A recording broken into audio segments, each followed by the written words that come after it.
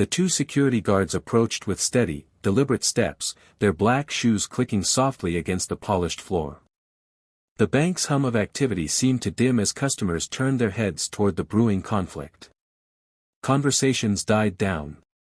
Even the sound of keyboards being tapped at other counters slowed, as if the entire bank was holding its breath. Alicia stood tall, though she felt the weight of dozens of eyes pressing against her. She could sense the silent assumptions already forming in some minds. What did she do? Why are security involved? These moments weren't new to her, but they were no less exhausting. "Ma'am," said the taller guard, his voice measured, his expression unreadable. "We've been asked to speak with you. Can you step aside with us for a moment?" Alicia's eyebrows lifted. "On what grounds?" she asked calmly, her voice steady despite the storm rising in her chest. The guard glanced at Harris, who was standing stiffly behind the counter with folded arms, his face tight with self-righteousness. "The teller reported some suspicious activity," the guard replied. Alicia let out a soft, incredulous laugh. "Suspicious activity?" "I walked in, handed over my ID, and asked to make a withdrawal from my own account." "That's suspicious." Her words carried across the room, sharp enough for the nearest customers to hear. A murmur rippled through the line as people exchanged glances. Some looked uncomfortable, others curious, and a few frowned at Harris disapprovingly. Alicia reached calmly into her folder and pulled out another document, her passport. She laid it neatly on the counter beside the driver's license Harris still hadn't returned. Then she slid forward a recent bank statement with her name printed clearly at the top. "Here," she said firmly. "Multiple forms of identification. Proof of account ownership. Everything you could possibly need. Now tell me, what exactly is suspicious here?" The shorter security guard shifted uncomfortably. He picked up the passport and looked at it briefly before meeting her eyes. Something in her calm but resolute demeanor seemed to unsettle him. Mr. Harris, however, doubled down. "It doesn't add up," he insisted, his voice louder now as though volume could replace logic. "It just doesn't feel right. People try to scam us all the time. I'm just doing my job." Alicia turned slowly to face him, her voice carrying a mix of grace and steel. "No, Mr. Harris. You're not just doing your job, you're making assumptions. Dangerous ones. Would you be treating me this way if I looked different? If I were a man in a gray suit? Or a woman who didn't have my skin color?" Her question cut through the air like a blade. Even the taller guard hesitated, shifting his weight from one foot to the other. The silence in the bank was deafening now, the kind that makes people hold their breath. Alicia kept her gaze steady, unflinching. "I have complied with every requirement. Yet I'm being treated as though." The bank lobby was silent, the kind of silence that follows a sudden storm. Every customer, every teller, even the security guard stood frozen, waiting for what would happen next. The only sound was the faint hum of the air conditioner above and the nervous shifting of Mr. Harris's feet. Mrs. Collins, her arms crossed firmly, faced her staff. "Mr. Harris," she said, her tone razor-sharp, "you owe Ms. Thompson an immediate apology." Harris's lips trembled as he turned toward Alicia. Gone was the arrogance, the superiority. His face was pale, his voice small. "Ms. Thompson. I'm sorry. I didn't realize who you were. I should have." Alicia raised a hand, stopping him mid-sentence. Her voice was steady, calm, but carried the weight of every injustice she had endured in moments like this. "That's the problem, Mr. Harris. You think respect is owed to someone based on who they are. My treatment shouldn't depend on whether I'm a board member, a business owner, or just a woman coming in to withdraw her own money. I deserve respect because I'm a human being, nothing more, nothing less." A murmur of agreement stirred among the customers. A woman in line nodded firmly. A man whispered, "She's right," under his breath. The atmosphere had shifted, no longer one of suspicion, but of solidarity. Mrs. Collins gave a small, approving nod, her expression softening toward Alicia. "You're absolutely right, Miss Thompson," she said. "And for what it's worth, I deeply apologize on behalf of this bank. This behavior is unacceptable and will be addressed immediately." Alicia inclined her head slightly, her poise never wavering. "I appreciate that. But I don't want this brushed aside with just an apology. This happens too often, to people who don't have titles, who don't have power, who can't defend themselves in front of an audience. It has to change." Her words struck deeper than any accusation could. The guards lowered their eyes, Harris swallowed hard, and several customers clapped softly, their quiet applause growing until it filled the lobby. It wasn't loud, but it was meaningful, a collective acknowledgement of the truth Alicia had spoken. Harris looked down, shame washing over him. He knew his behavior had not only humiliated a customer but had exposed his own prejudice in the worst possible way. Mrs. Collins gave him a sharp look, one that promised his career was now hanging by a thread. Alicia gathered her documents with slow, deliberate movements. She slipped them back into her leather folder, then turned toward the manager. "Thank you, Mrs. Collins. I'll be expecting follow-up on how this bank ensures no other customer is treated this way again." "Of course," Mrs. Collins replied without hesitation. With that, Alicia walked toward the exit. Her heels clicked against the polished floor, her head held high. She didn't look back at Harris or the guards. She didn't need to. The lesson had already been delivered, loud and clear. As the glass doors closed the sound of Mrs. Collins's heels echoed as she crossed the lobby, her tailored navy suit and commanding posture leaving no doubt she was in charge.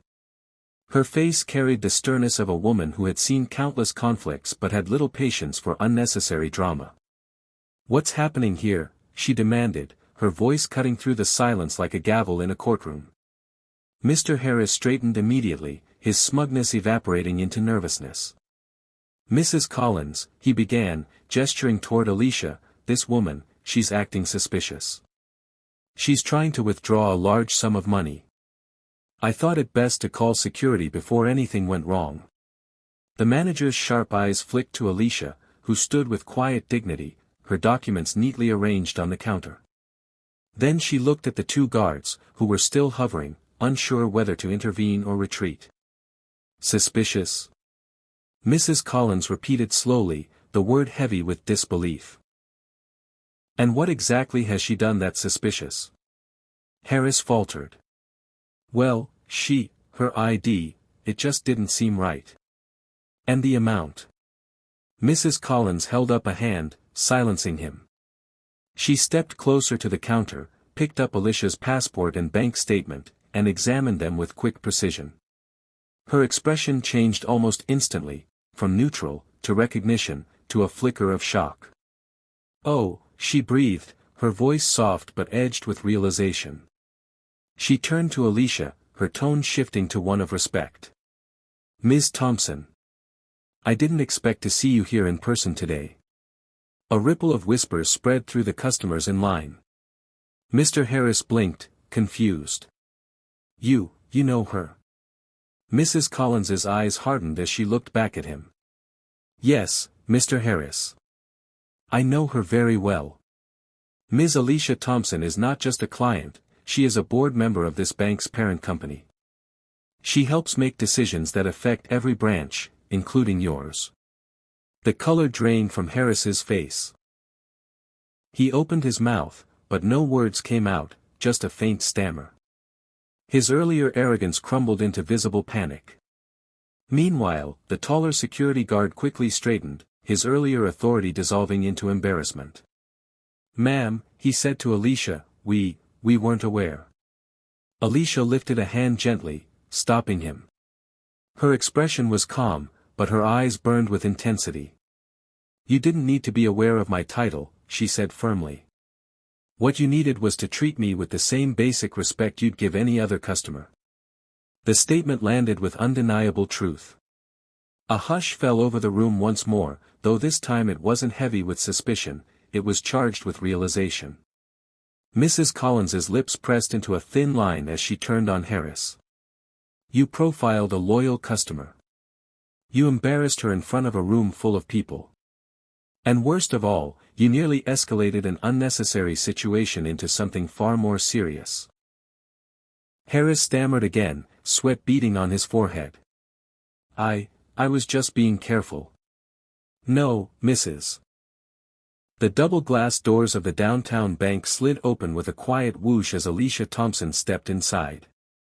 It was mid-morning, and the lobby bustled with people, professionals in business suits, retirees depositing checks, parents with children in tow. The air carried the faint hum of conversations, the occasional ringing of a phone, and the clicking of computer keys behind the counters. Alicia moved with purpose. Her stride was confident, her back straight, her chin lifted.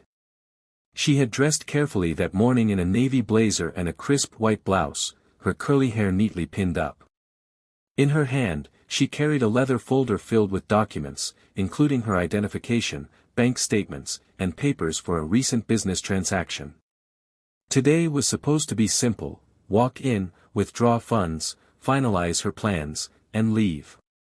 But as she reached the counter, the atmosphere shifted. Behind the desk sat Mr. Harris, a teller in his late 40s with thinning hair and a stiff tie. At first glance, his expression was neutral, but as soon as his eyes landed on Alicia, something changed. His brow furrowed ever so slightly, and his lips pressed together in a tight line.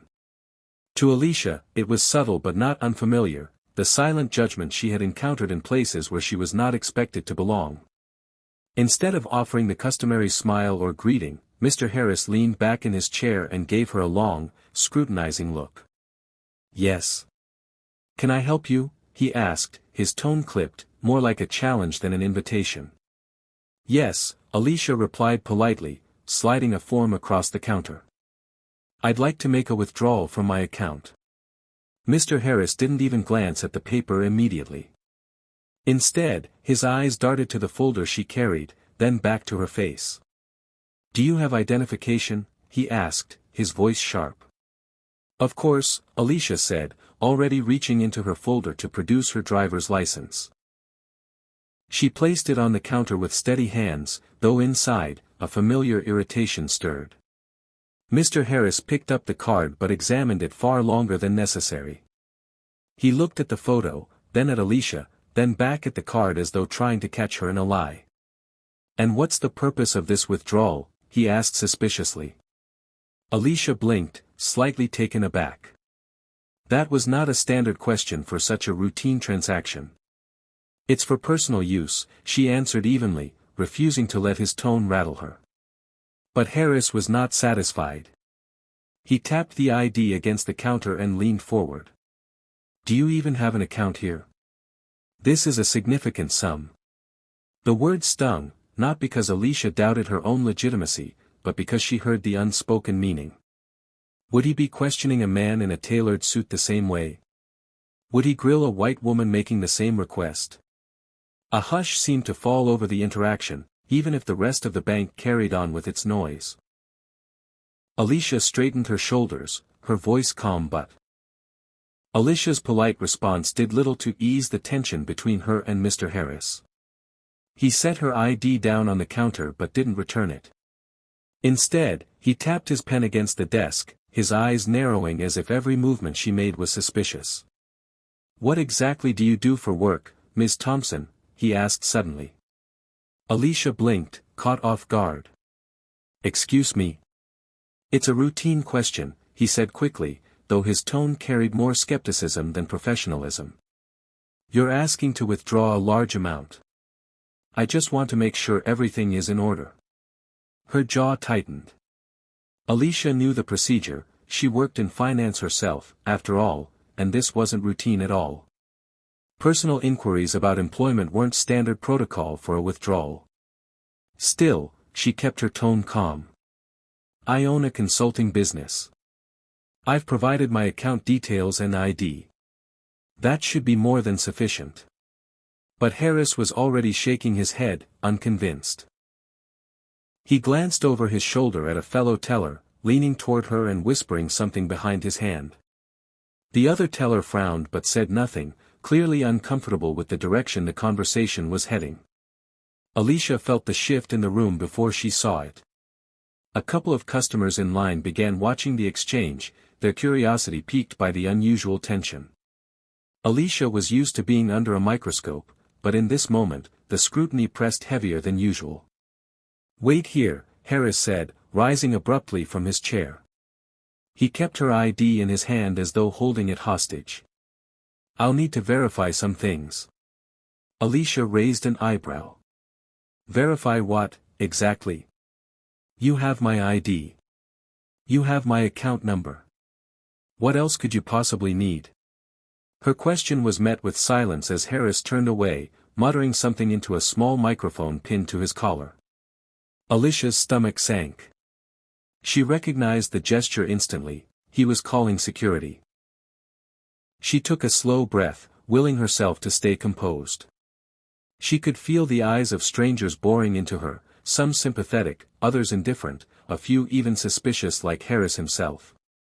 Within minutes, 2 uniformed security guards appeared at the entrance of the teller area. Their presence was heavy, their movements deliberate. They walked with the calm authority of people trained to control a situation before understanding it. One of them, a tall man with a shaved head, approached Harris first, who leaned in and whispered quickly, pointing discreetly in Alicia's direction. Alicia's heart tightened, though she kept her expression neutral. She was no stranger to these moments, when someone's bias turned an ordinary interaction into a confrontation. She adjusted her blazer, lifted her chin, and prepared to defend her dignity. As the guards turned their attention to her, Harris crossed his arms smugly, as if certain he had just caught someone in the act of wrongdoing. Alicia, however, knew the truth. She had done nothing wrong. "And ye?"